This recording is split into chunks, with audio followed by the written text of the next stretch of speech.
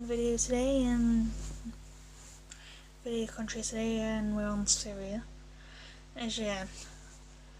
please try and look past some of the things of civil war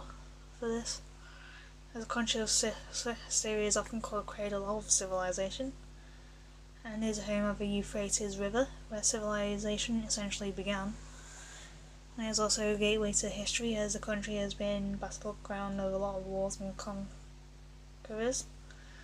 and has seen many of the firsts in history of our history and all. As Damascus, which was settled around 5,250, the 2000 games notifications, and is one of the oldest cities inhabited by people in the world. It became the capital of the Umayyad Empire from 661 AD to 750 AD, which stretched from Spain to India, and the early settlements in the region and other parts of the country were proven by early practice of agriculture and trade among people,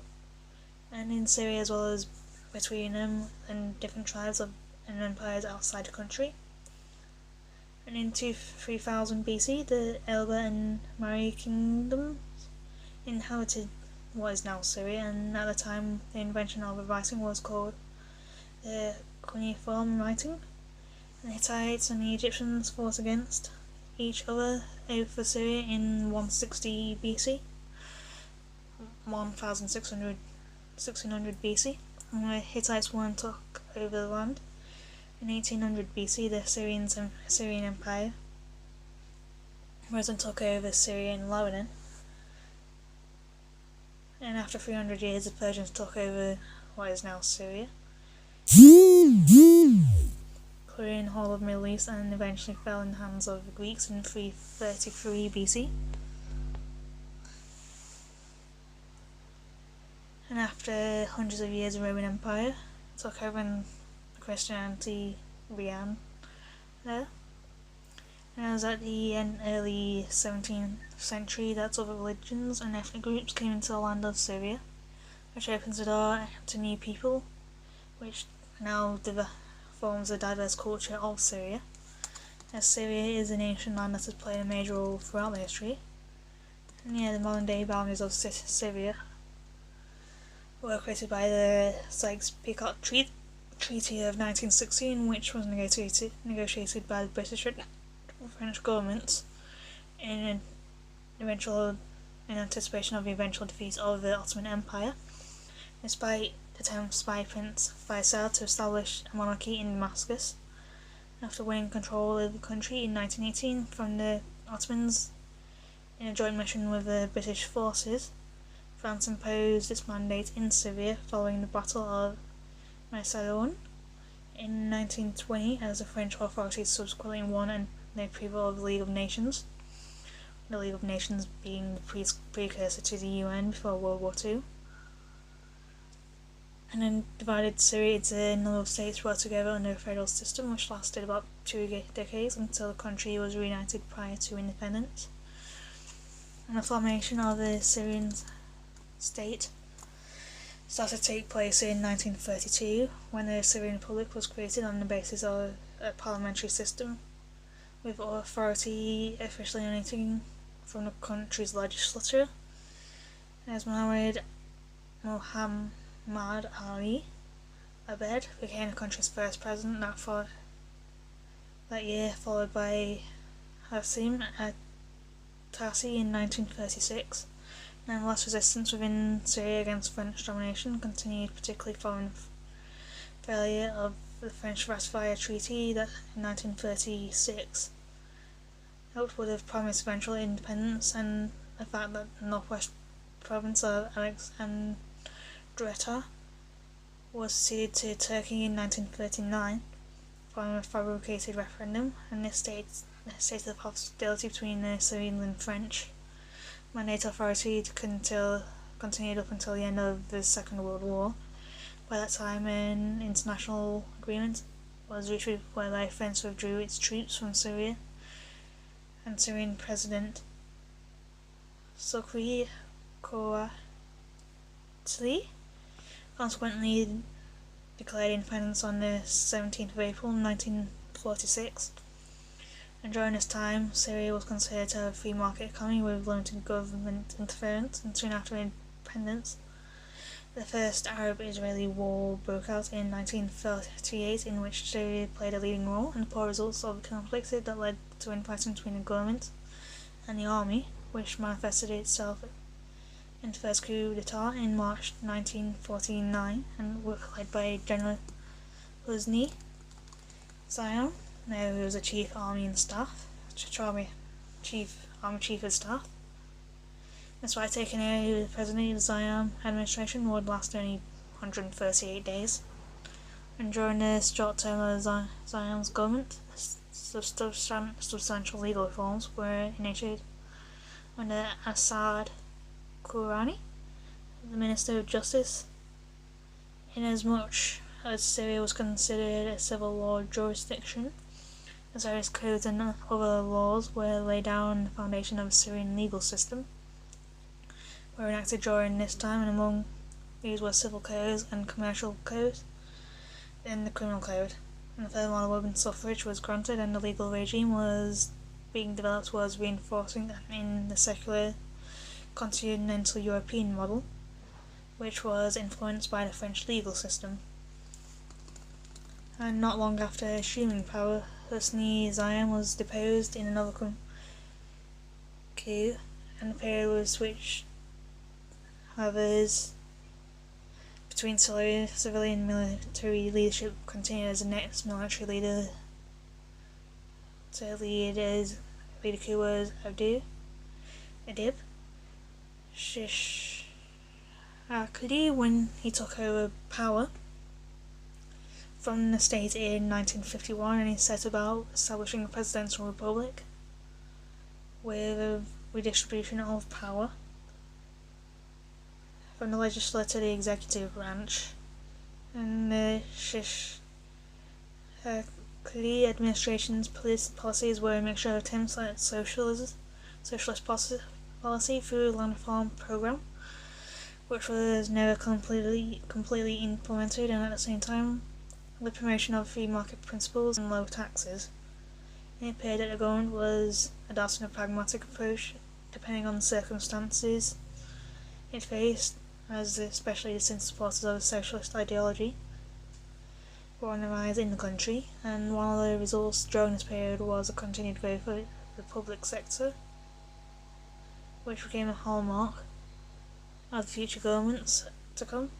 and splits the army and popular unrest, and eventually led to Abdel Shishakli's resignation in 1954. While civilian rule resumed under veteran statesman Hassim Atassi in 1954 and Sakari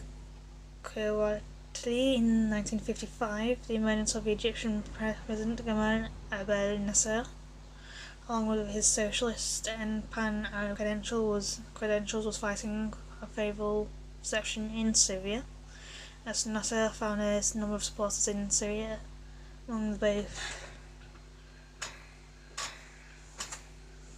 Thank you. I know. And as a result, both Syria and Egypt became seriously considered union between the two countries, which exhibited itself in February 1958 with the establishment of the United Arab Republic (UAR). As President Shukri Kouatli stepped down from his favour to Gamal Abdel Nasser,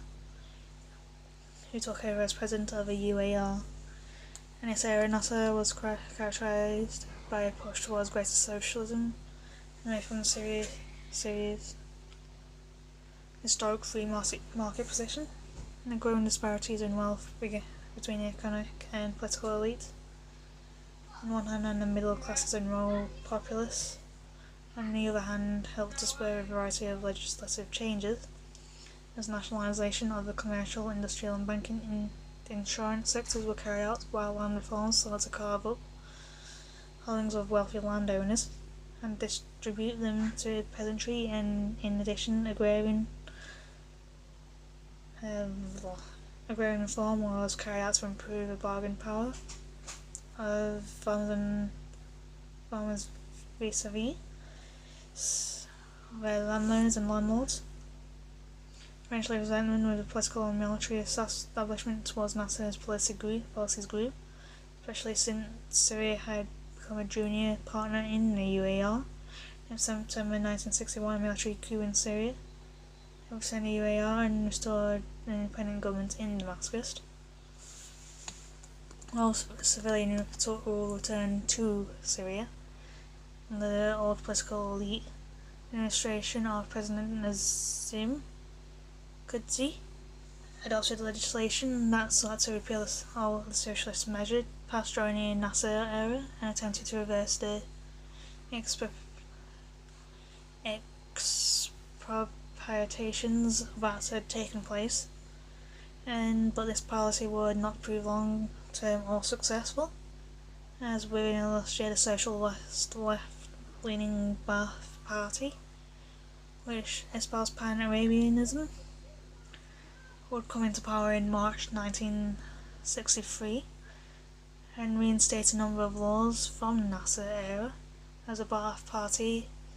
had been building a popular base in Syria since the 1940s by promoting itself to the middle classes and rural populace, as well as alternative to the traditional urban political elite that favoured free market policies. The traditional structures of the state included parliament were suspended by the Baathists, who set up a National Revolutionary Command Council to run the country, and this initial period of Baathists again witnessed various nationalizations, land redistribution measures and public sector growth. Furthermore, a state of emergency was declared and martial law was imposed, as internal rivalries between led to a split in February 1966, when the far leftist Baathists seized control, and in June 1967, Syria and Israel fought in the Six-Day War, in which Syria lost the Golan Heights to Israel, fueling further divisions among the new political and military elites before Hafez al-Assad came to power in November 1970 and became president in March 1971.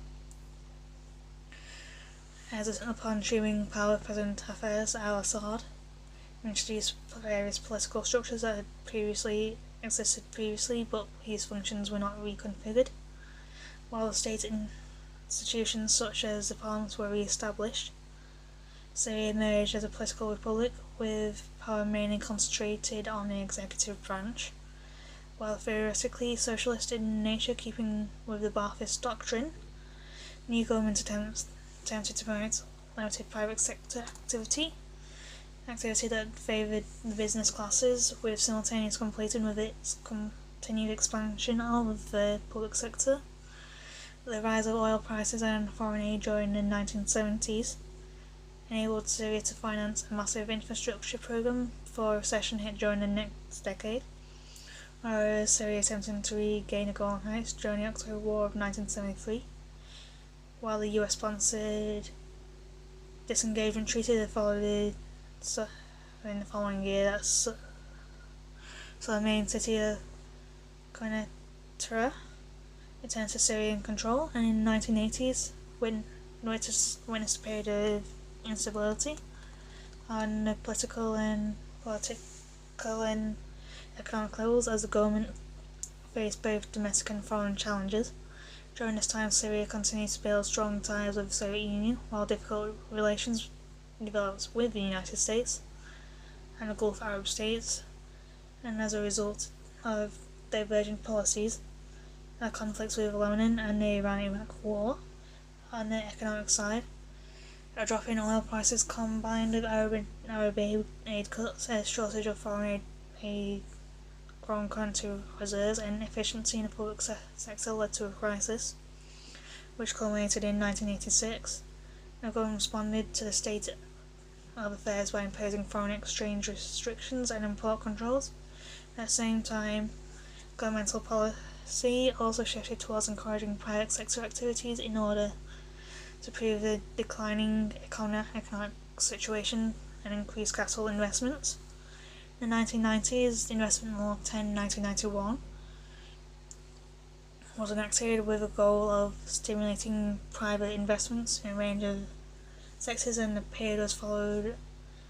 by the end of the Cold War and witnessed Syria improving relations with the United States, and especially following Syria's support of the US-led campaign to evict Iraqi forces from Kuwait, and its subsequent participation of them in the Madrid Peace Conference in 1991 and resolving conflict with Israel. However, only the next decades would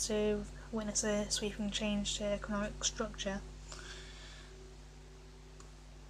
And then a name that we all likely know, Bashar al-Assad, became president in July 2000. And economic policy drifted more towards private enterprise, particularly as there was a decline in oil reserves,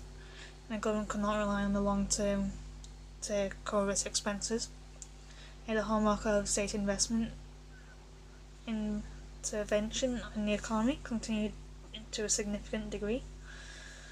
and a new policy was officially declared as a shift towards the social market in 2005, attempting to reach a compromise between socialism and the market economy.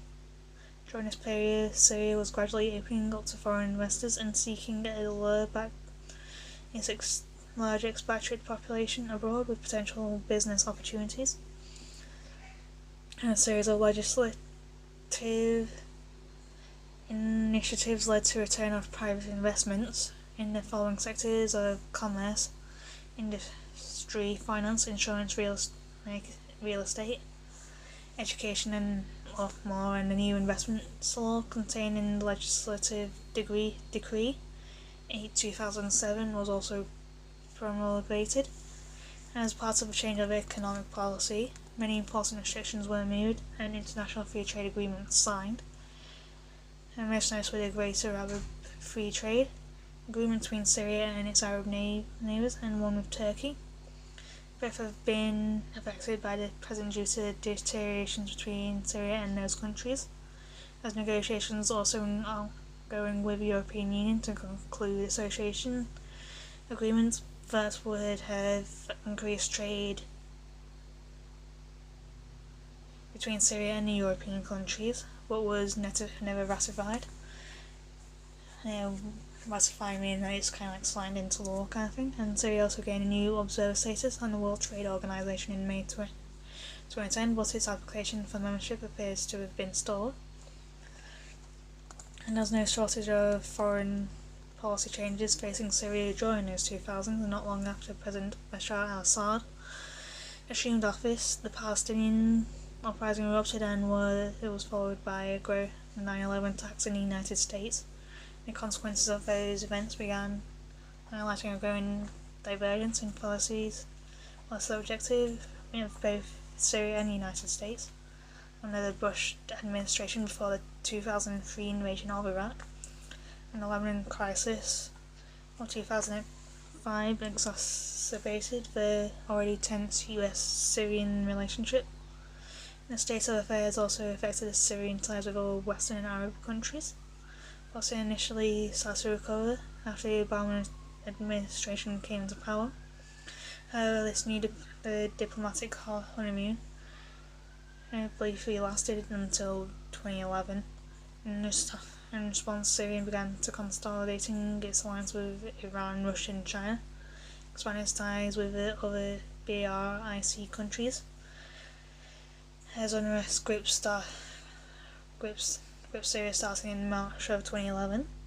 as the economic liberalisation process was put on hold and in some cases reversed depending on the circumstances brought on by current conflict, since the situation in Syria has been effectively unfolded into a war. Now it's in like 7th year. The future direction of the country remains one to be determined once peace has been restored, which may be coming close, depending on how you see things, which is clear that in